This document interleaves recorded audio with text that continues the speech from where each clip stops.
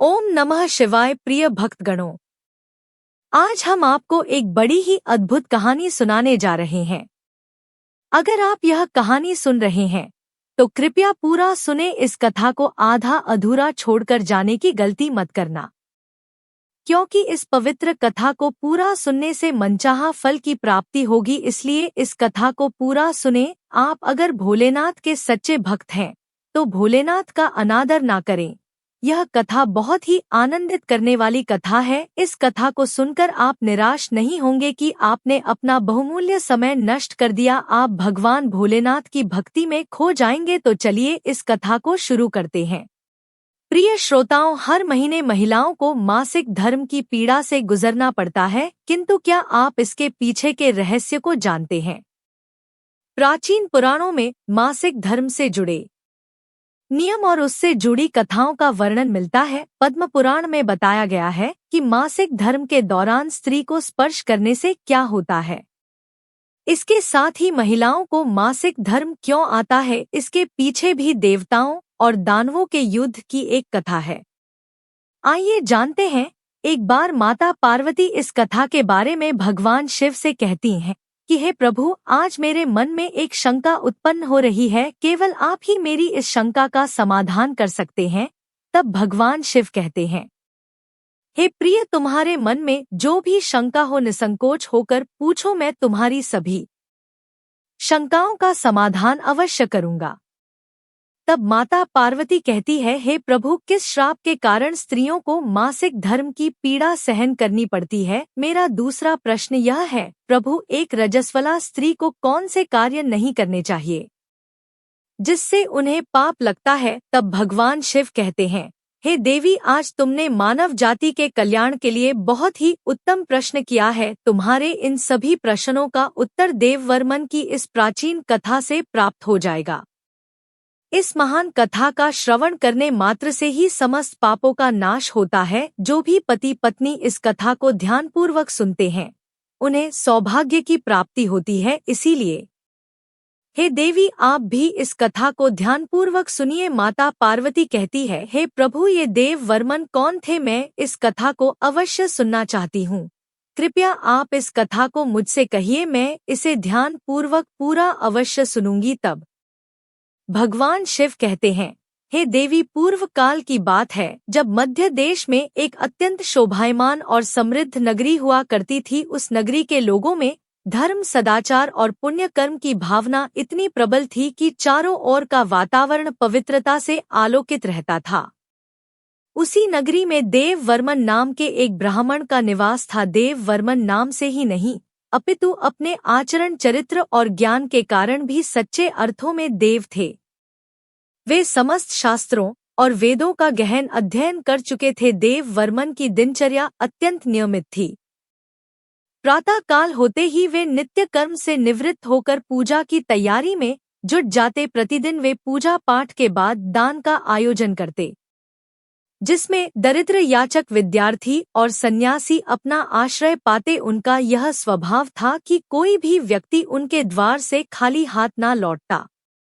यज्ञ, हवन, संध्या वंदन और दान के कार्यों में उनका दिन बीतता और वे एक पल भी धर्म कार्यों से विचलित नहीं होते। देववर्मन की पत्नी का नाम सुनिधि था। वह अपने आप में गुणों की खान थी, पतिव्रता स्त्री थी जिन्होंने अपना सारा जीवन अपने पति के आदर्शों और धर्म पथ पर समर्पित कर दिया था। वह अत्यंत चरित्रवान थी और उनके मुखमंडल पर ऐसी दिव्यता थी कि देखते ही लोग उनके प्रति आदर भाव से भर जाते। सुनिधि अपने पति की हर इच्छा का पालन करती, उन्हें धर्म कार्यों में पूरा सहयोग देती और स्वयं भी गृहस्थी के सभी कार्यों को धर्म पूर्वक निभाती। उन्होंने अपने आचरण से यह सिद्ध कर दिया था कि सच्चा पतिव्रता धर्म कैसे निभाया जाता है। सुनिधि का स्वभाव भी अत्यंत शांत और सौम्य था। उनके हृदय में सभी के लिए करुणा थी। वे अपने घर आए याचकों को दान देने में कभी संकोच नहीं करती थी। निर्धन, भूखे या दुखी लोग जब भी उनके द्वार पर आते, सुनिधि अपनी ममता से भरे हुए हाथों से उन्हें भोजन कराती, वस्त्र देती और आश्रय प्रदान करती। उनकी दयालुता और करुणा के चर्चे पूरे नगर में थे। इस प्रकार देववर्मन और सुनिधि की जोड़ एक आदर्श दंपति की थी। देववर्मन एक दिन अपने आंगन में बैठे हुए विचार मग्न थे। उनके मन में आया कि सभी प्रकार के धार्मिक कार्यों के बावजूद उन्होंने अब तक भगवान सत्यनारायण की पूजा नहीं की है, जो हर शुभ कार्य में समृद्धि और सुख शांति का प्रतीक मानी जाती है। उनके मन में श्रद्धा उमड़ पड़ी और उन्होंने निर्णय लिया कि वे अपने घर पर भव्य सत्यनारायण पूजा का आयोजन करेंगे। इस पूजा में वे न केवल ब्राह्मणों को बल्कि नगर के सभी निवासियों को आमंत्रित करेंगे, ताकि सभी के जीवन में धर्म, सुख और शांति का संचार हो सके। देववर्मन ने स्वयं जाकर नगर के प्रमुख ब्राह्मणों और अन्य लोगों को पूजा का निमंत्रण दिया। वे प्रत्येक घर में जाकर आदर पूर्वक सभी से विनम्रता से निवेदन करते कि वे उनके घर पधारें और भगवान सत्यनारायण की पूजा में शामिल होकर अपना आशीर्वाद प्रदान करें। ब्राह्मणों और नगरवासियों को उनका निमंत्रण स्वीकार करते हुए अत्यंत प्रसन्नता हो रही थी, क्योंकि सभी जानते थे कि देववर्मन कितने धर्मपरायण और पवित्र आत्मा थे। आखिरकार वह पावन दिन आया जब देववर्मन ने सत्यनारायण की पूजा का आयोजन किया। वे पूजा की विधियों में पूरी तरह तल्लीन हो गए। उन्होंने मंत्रोच्चारण के साथ भगवान का आवाहन किया, हवन में आहुति दी और पूरे विधि पूर्वक पूजा संपन्न की। पूजा में भगवान सत्यनारायण का सुंदर स्वरूप स्थापित किया गया था और पूरा घर देवी देवताओं की उपस्थिति से जैसे पवित्र हो गया था। सुनिधि देववर्मन की पत्नी भी अत्यंत श्रद्धा भाव से पूजा में सम्मिलित थी और पूजा की सभी सामग्री का ध्यान रख रही थी। पूजा संपन्न होने के बाद देववर्मन ने नगर के सभी ब्राह्मणों को सम्मान घर के अंदर बुलाया। उन्होंने उनके स्वागत के लिए सुंदर आसनों की व्यवस्था की और प्रत्येक ब्राह्मण को अपने हाथों से स्थान पर बैठाया। फिर स्वादिष्ट भोजन परोसा गया, जिसमें मिष्ठान, फल और विभिन्न प्रकार के स्वादिष्ट व्यंजन थे। ब्राह्मणों ने भोजन किया और उनके मुख पर संतोष और प्रसन्नता झलक रही थी। देववर्मन ने उन्हें अपने हाथों से भोजन परोसा और मन से उनके प्रति आदर व्यक्त किया। भोजन समाप्त होने के बाद देववर्मन ने सभी ब्राह्मणों को वस्त्र, आभूषण और उपहारों का दान दिया। उन्होंने भगवान का स्मरण करते हुए उनसे आशीर्वाद प्राप्त किया। ब्राह्मणों ने उन्हें अपनी शुभकामनाएं दी और वहां से विदा हुए, देववर्मन को आशीर्वाद देते हुए कि भगवान सदैव उनकी रक्षा करें और उनके कुल की कीर्ति बढ़ाए। इसके बाद देववर्मन ने अपने परिवार के अन्य सदस्यों, रिश्तेदारों और नगर के अन्य दीन दुखी लोगों को भी भोजन करवाया। सभी को भोजन कराने के बाद उन्होंने अपने हृदय में संतोष और तृप्ति का अनुभव किया। रात्रि के समय जब पूजा और भोज की सारी व्यवस्था पूर्ण हो गई, तब देववर्मन अपने घर के द्वार पर खड़े होकर निश्चिंत भाव से सोच रहे। तभी उन्होंने देखा कि उनके घर के सामने एक विचित्र दृश्य था। एक कुतिया और एक बैल आपस में बात कर रहे थे। देववर्मन को यह अत्यंत अद्भुत और अजीब लगा, क्योंकि आमतौर पर पशु इस प्रकार से संवाद नहीं करते। वह ध्यानपूर्वक उनकी बात सुनने लगे। कुतिया, जो एक दुख भरे स्वर में बोल रही थी, कह रही थी कि हमने पिछले जन्म में अपने पुत्र देववर्मन का पालन पोषण और शिक्षा दीक्षा तो की, लेकिन लोभ और मोह के कारण हम कुछ पापों के भागी बन गए और यही कारण है कि हमें इस जन्म में कुतिया और बैल के रूप में जन्म लेना पड़ा है। बैल ने गहरी आवाज में उत्तर दिया, हाँ, हमारे पापों का प्रतिफल है कि हमें ऐसे शरीर में जन्म लेना पड़ा है, लेकिन हमारा पुत्र देववर्मन इतना धर्मात्मा है, इतना पुण्यशल है कि उसकी पूजा और धर्म कार्यों के फल स्वरूप हमें भी मुक्ति की आशा जागती है। यह सुनते ही देववर्मन स्तब्ध रह गए। उनके सामने साक्षात उनके माता पिता थे, जो पिछले जन्म के पापों के कारण इस जन्म में पशु योनि में जन्मे थे। उनका हृदय करुणा और प्रेम से भर गया। वे सोचने लगे कि मेरे माता पिता जिन्होंने मुझे इस संसार में लाया, उनकी मुक्ति के लिए मैं क्या कर सकता हूँ। इस चिंता में वे रात भर सो नहीं पाए। उनका मन व्याकुल था और वे भगवान का स्मरण करते हुए उपाय सोचते रहे। अंततः उन्होंने निश्चय किया कि इस समस्या का समाधान केवल मुनि वशिष्ठ जी ही बता सकते हैं। मुनि वशिष्ठ को धर्म और कर्म का ऐसा गहन ज्ञान था कि वे अवश्य ही उनके माता पिता की मुक्ति का मार्ग सुझा सकेंगे। जैसे ही सुबह हुई, देव वर्मन स्नान आदि से निवृत्त होकर मुनि वशिष्ठ जी के आश्रम की ओर चल पड़े। आश्रम पर आते ही मुनि वशिष्ठ जी ने देव वर्मन का स्वागत किया। वशिष्ठ जी कहने लगे, हे ब्राह्मण श्रेष्ठ, आज किस कारण से आपका हमारे आश्रम में आगमन हुआ है? आप दुखी दिखाई पड़ते हैं। आपके दुख का क्या कारण है, बताओ। तब देव वर्मन कहता है, हे मुनिवर, आपको प्रणाम है। आपके दर्शन से आज मेरा जन्म सफल हुआ है। हे मुनीश्वर, आज मैं आपके पास एक शंका लेकर आया हूँ। कृपया आप ही मुझे इस दुख से बाहर निकाल सकते हैं। मैं अत्यंत दुखी और दुर्बल हो गया हूँ।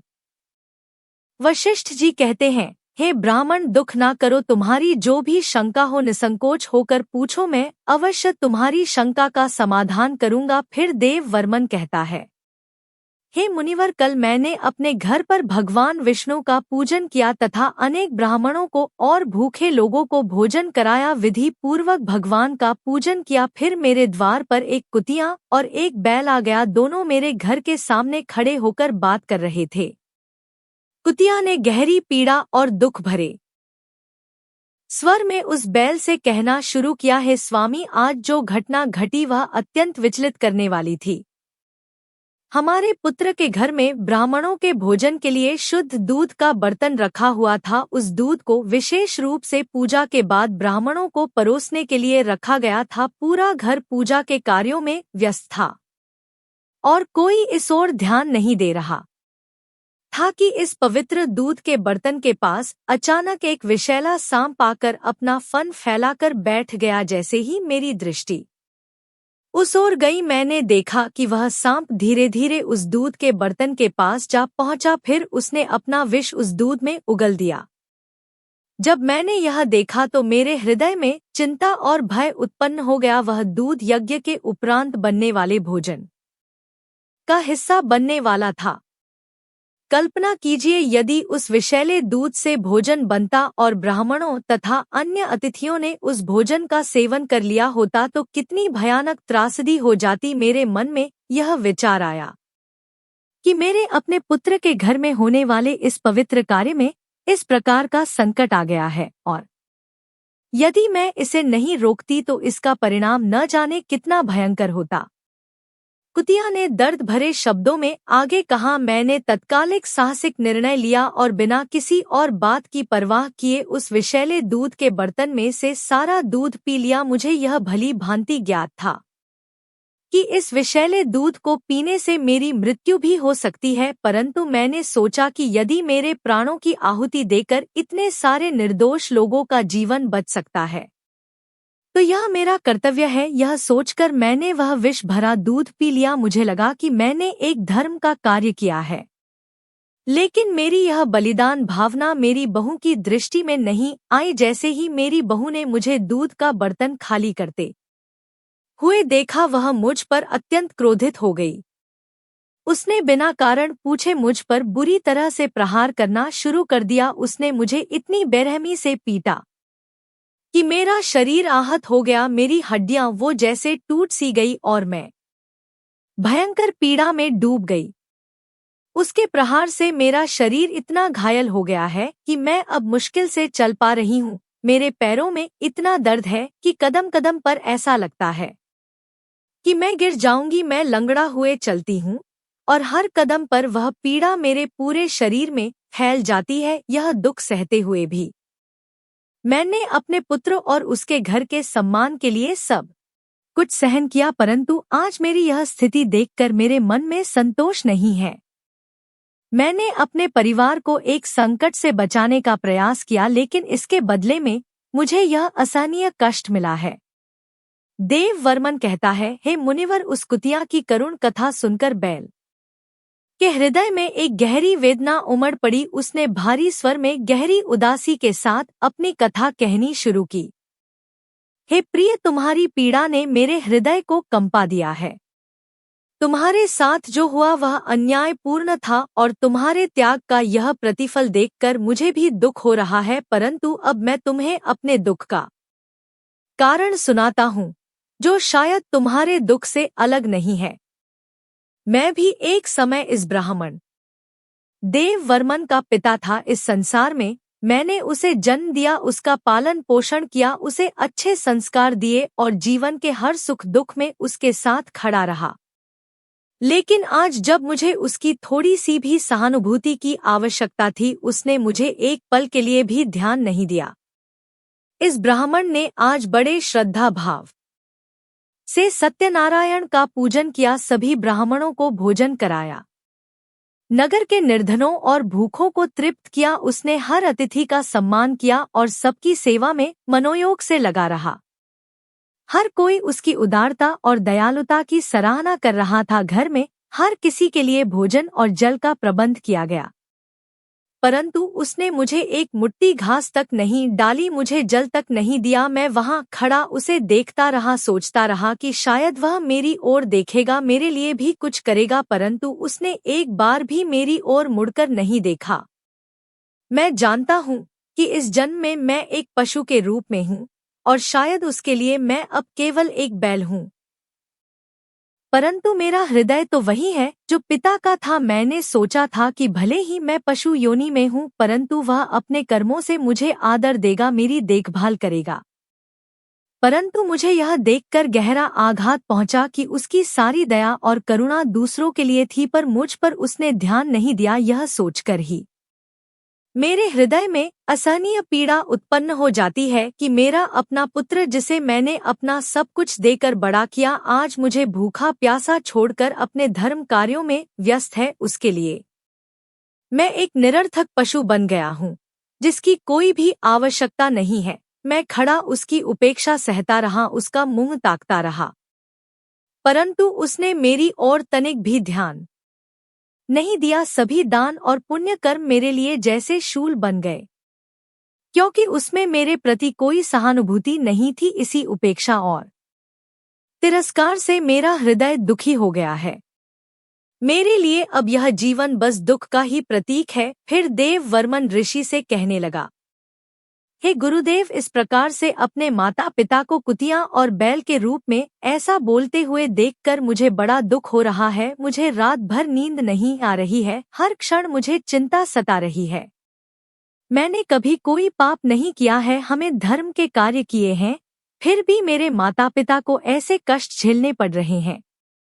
इसी कारण से आज मैं आपके पास आया हूँ। कृपया आप अपनी योग्य शक्ति से पता करके मुझे बताइए, किस कारण से मेरे माता पिता की ऐसी दुर्दशा हुई है और उनकी मुक्ति के लिए मुझे कौन सा कर्म करना चाहिए। फिर गुरु वशिष्ठ ध्यान लगाते हैं और उस ब्राह्मण के माता पिता के पूर्व जन्म के कर्मों को देखते हैं और देव वर्मन से कहने लगते हैं, हे ब्राह्मण, तुम्हारे माता पिता ने पिछले जन्म में घोर पाप किया है, उसी पाप के कारण आज उनकी ऐसी दुर्दशा हुई है। देव वर्मन कहता है, हे गुरुदेव, किस पाप के कारण मेरे माता पिता की दुर्दशा हुई है, कृपया विस्तार से बताइए, मैं जानना चाहता हूँ। मुनि वशिष्ठ ने गंभीर स्वर में देव वर्मन की ओर देखते हुए कहा, है ब्राह्मण देवता, तुम्हारा हृदय अपने माता पिता की पीड़ा से द्रवित हुआ है और यह तुम्हारी धर्म परायणता का प्रमाण है, परंतु तुम ध्यानपूर्वक सुनो, क्योंकि इस संसार में प्रत्येक दुख का कोई ना कोई कारण होता है और तुम्हारे पिता का यह दुख भी उनके अपने कर्मों का ही फल है। तुम्हारे पिता जो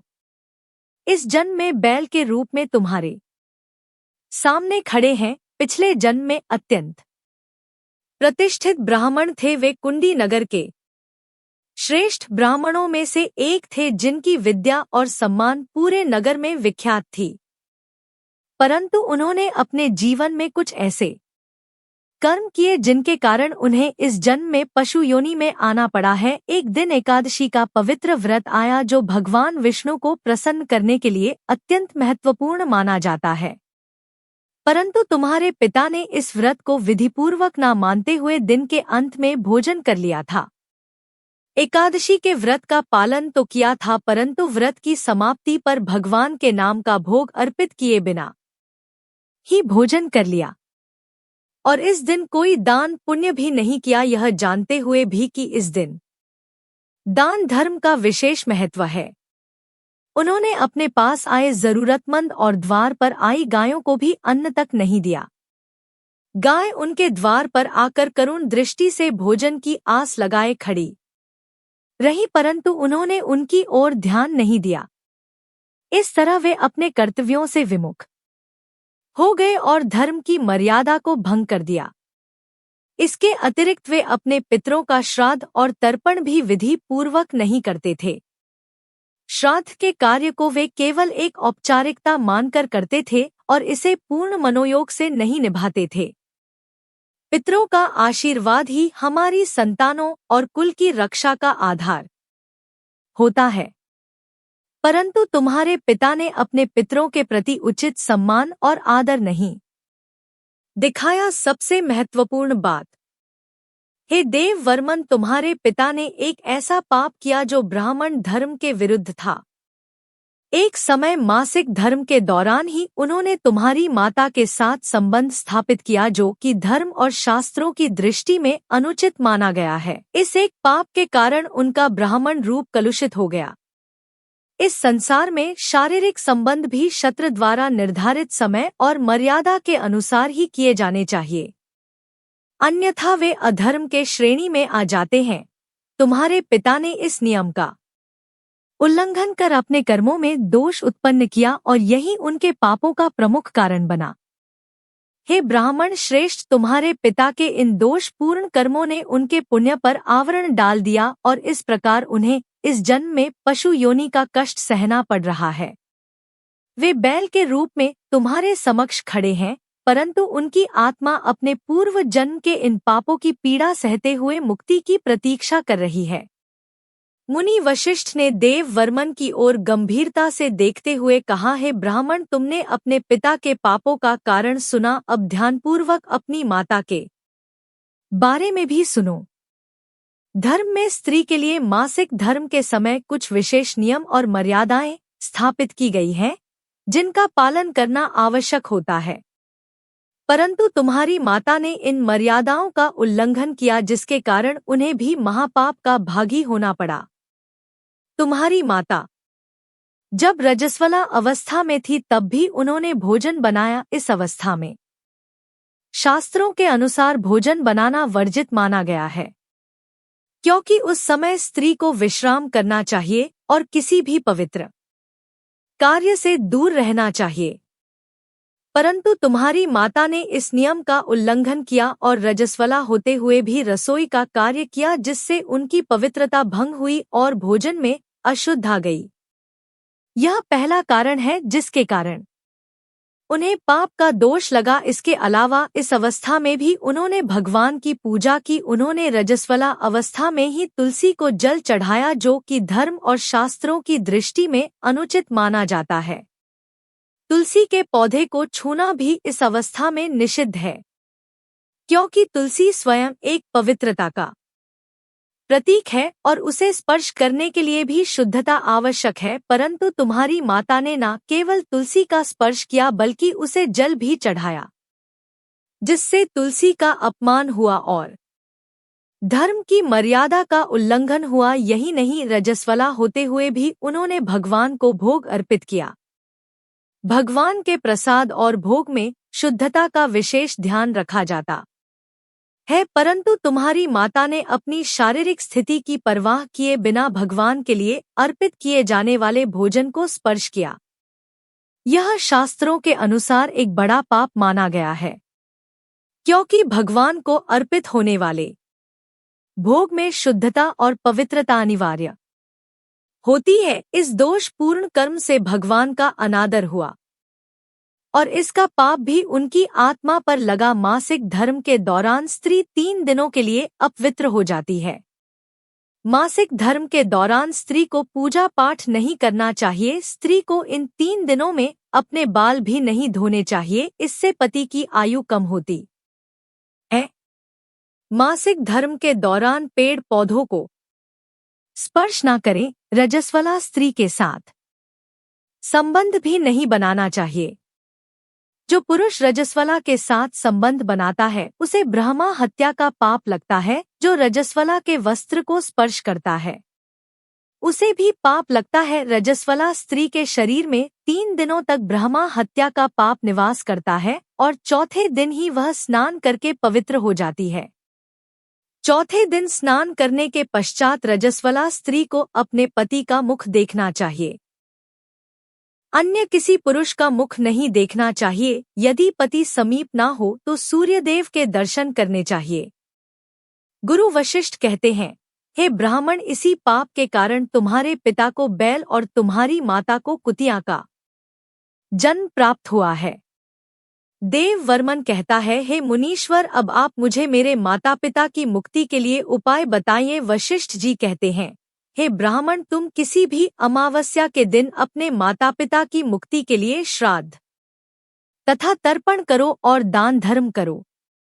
गाय की सेवा करो और गौ माता को मिष्ठान्न खिलाओ और अपने माता पिता की मुक्ति के लिए भगवान से प्रार्थना करो। फिर देव वर्मन ब्राह्मण वही करता है और फिर उसके माता पिता को समस्त पापों से मुक्ति मिलती है। भगवान शिव माता पार्वती से कहते हैं, हे देवी, मैंने तुम्हें रजस्वला स्त्री को कौन से कार्य नहीं करने चाहिए इस विषय में बता दिया है। अब मैं तुम्हें बताता हूँ किस कारण से स्त्री को मासिक धर्म से गुजरना पड़ता है। सतयुग में कालकेय नाम से प्रसिद्ध दानव हुआ करते थे। दानव होने के कारण उनका स्वभाव उग्र था और वे हमेशा ही युद्ध करने के लिए तत्पर रहते। फिर एक दिन सभी दानव वृत्रासुर के साथ मिलकर स्वर्ग लोक पर चढ़ाई करने लगे। उन असुरों के पास भयंकर शक्तिशाली अस्त्र थे जिसका देवता सामना न कर सके और भागकर ब्रह्मदेव के पास चले गए। फिर ब्रह्मदेव ने उन्हें असुरों को परास्त करने का उपाय बताते हुए कहा, हे इंद्र, तुम इसी क्षण महर्षि दधीच के पास जाओ। वे उनके शरीर की हड्डियों से तुम्हें अस्त्र शस्त्र प्रदान करेंगे। उन्हीं अस्त्रों का प्रयोग करके तुम सुर का वध कर सकोगे। फिर सभी देवता महर्षि दधीच के आश्रम पर जाते हैं और उन्हें प्रार्थना करके अस्त्र प्रदान करने की विनती करते हैं। फिर संसार के कल्याण के लिए महर्षि दधीच अपने शरीर की हड्डियों से अस्त्र शस्त्र निर्माण करते हैं। उन्हीं अस्त्रों में से एक वज्र नाम का अस्त्र होता है जिसे देवराज इंद्र धारण कर लेते हैं। फिर सभी देवता गण वृत्रासुर के साथ युद्ध करने के लिए निकल जाते हैं। देवता और दानवों के बीच भीषण युद्ध होता है। सभी देवता आकाश में दानवों से युद्ध के लिए एकत्रित हो जाते हैं और प्रहार करने लगते हैं। अग्नि देव अग्नि के प्रहार से दैत्यों को दग्ध करने लगते हैं। अग्नि के प्रभाव से दैत्यों का अंग अंग जलने लगता है। फिर वरुण देव जल की वर्षा से दैत्यों को डुबो देते हैं, जिससे दैत्य त्राही त्राही करने लगते हैं। अनेक दिनों तक इस प्रकार से दैत्यों और देवताओं के बीच में भीषण युद्ध चलने लगता है। फिर देवराज इंद्र और वृत्रासुर आमने सामने आ जाते हैं। दोनों के बीच भीषण युद्ध होता है और फिर देवराज इंद्र अपने वज्र का प्रहार करके वृत्रासुर को मार डालते हैं। उस दानव वृत्रासुर की मृत्यु होते ही उसके शरीर से ब्रह्मा हत्या बाहर निकलती है और इंद्र का पीछा करने लगती है।